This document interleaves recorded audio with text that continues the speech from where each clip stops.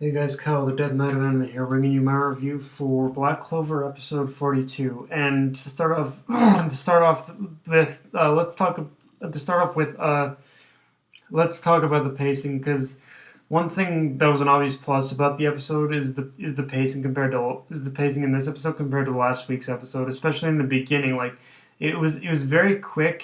Like the thing about the pacing in this episode is that it was very quick, and although there was still a little bit of stalling.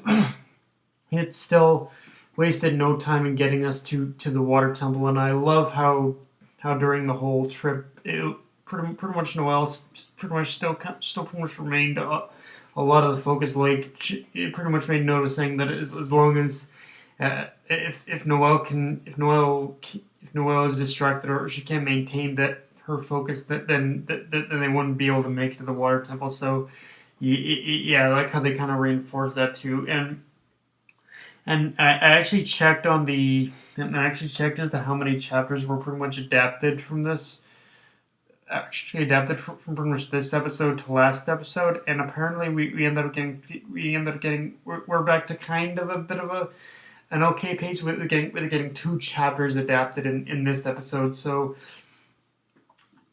it gives me a little bit of hope that they're going to be able to actually that we're going to be able to they're going to actually be able to, in order to finish up this arc with the last remaining episodes they have. But it really all depends on pretty much Piero again, and pretty much how they pace out pretty much and how they pace out the content in the rest of these episodes for sure. So yeah, I'm a little more confident that we are going to get this particular arc done for sure.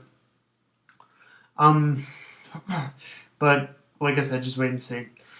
Um, and immediately upon getting to the temple, the first problem I ever really had with this episode was pretty the first problem, like not even with the episode but with the whole culture of the water temple itself, was addressed. Like, and it's not necessarily like, and again, it's not necessarily with the episode, but with like, here's the thing about the water temple for me: the people living in the temple are too peaceful. I mean, seriously, the black bull. If you look at how the black bulls entered here, the black bulls were able to enter without getting into trouble, and without getting into any sort of trouble at all, for pretty much breaking through their pretty much water barrier. And the thing about it for me is that I get being friendly and whatnot, but seriously, no army and little security is kind of a dangerous thing for a group of people underwater to have. Like, okay, I can. It's one of those things where I can kind of understand the mentality that there are very few people who actually are willing to actually make the daring journey of going through the water, of going through the mana, of going through through pretty much the danger zones of pretty much any of the danger zones. But it's like, yeah, seriously, there are definitely a lot of powerful mages out there in this world, a lot of whom aren't exactly very friendly. So yeah, it's one of those things where I definitely understand as to why the water temple pretty much doesn't have a lot of security, but I I really think that that they definitely should have been a little better prepared, to be honest with you. And that water barrier, like, again, it can really only work for so long. Like, again, Asta was able to break through like nothing because of his magic. What would happen if, like, a member of the Midnight Sun, of the Eye of the Midnight Sun, pretty much got managed to get through there? Like, but the Eye of the Midnight Sun has some pretty fucking powerful mages. Some pretty fucking powerful wizards. I'm pretty sure that they would be able to they'd be able to crush the citizens of the Water Temple easily if they manage to find the place. Uh, it's yeah. I know I'm harping a bit on like the you know, I know I'm harping a little bit on the Water Temple security and their nonchalant attitude towards things, but yeah, it just really kind of bothered me for a bit. Although on the flip side, I do gotta admit the nonchalant and roundabout way in which the Black Bulls interact with the citizens of the Water Temple is kind of did kind of get a little entertaining after you get through that first little annoyance of wait, so these guys are peaceful and have no freaking security. Like after you get through that bit, it is kind of fun to see them interact with the people of see them interact with the citizens and and pretty much when the Black Bulls entered the temple, entered the further sanctum of the temple, and they said, we'll talk again if you survive. I kind of knew some epic shit was gonna happen, and it did when we meet the High Priest, who, I swear to God, not making this up, like when I first saw this guy, he reminded me of what's that guy's name from Shaman King? It would be Rio Spirit. I think it was Toke,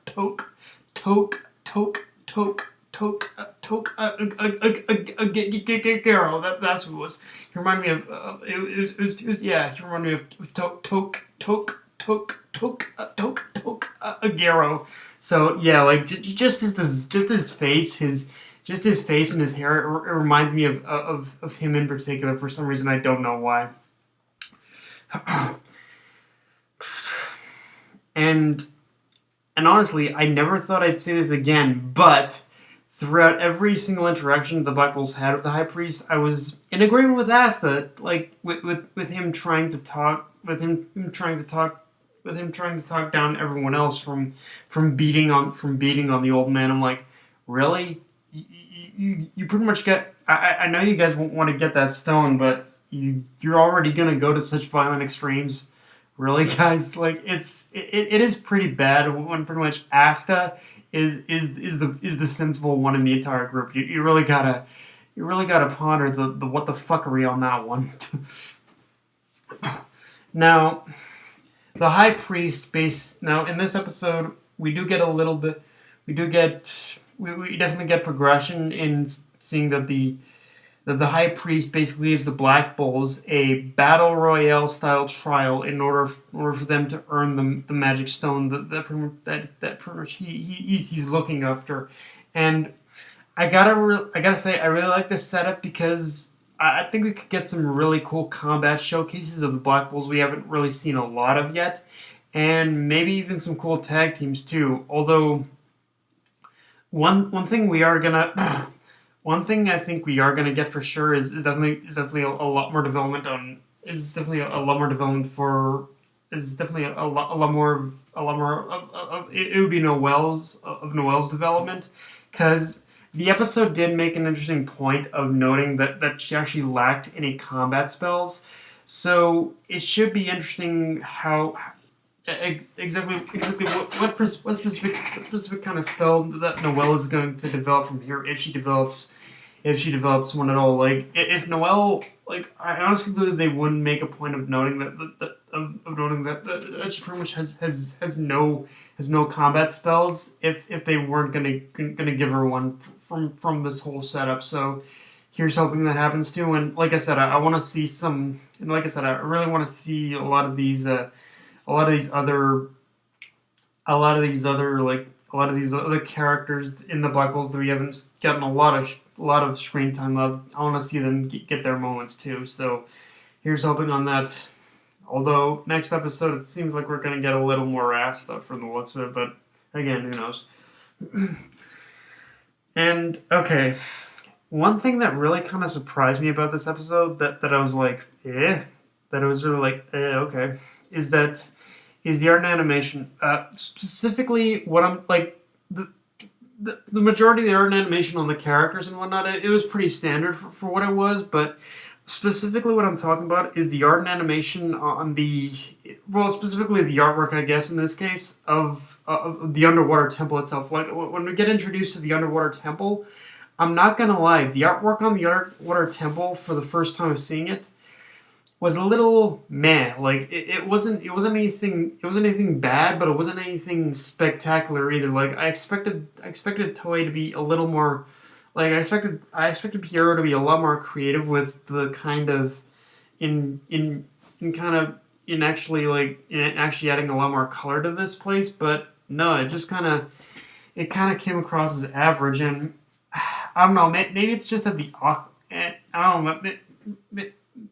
I don't know if it's just that the DC user World of DC's Aquaman trailer just kind of set the bar a little high for me, but I kind of expected the temple to look a little more pretty much visually beautiful or interesting than what the episode gave us. But yeah, it was just kind of it was just kind of standard, to be honest with you. It wasn't anything great, but yeah, guys.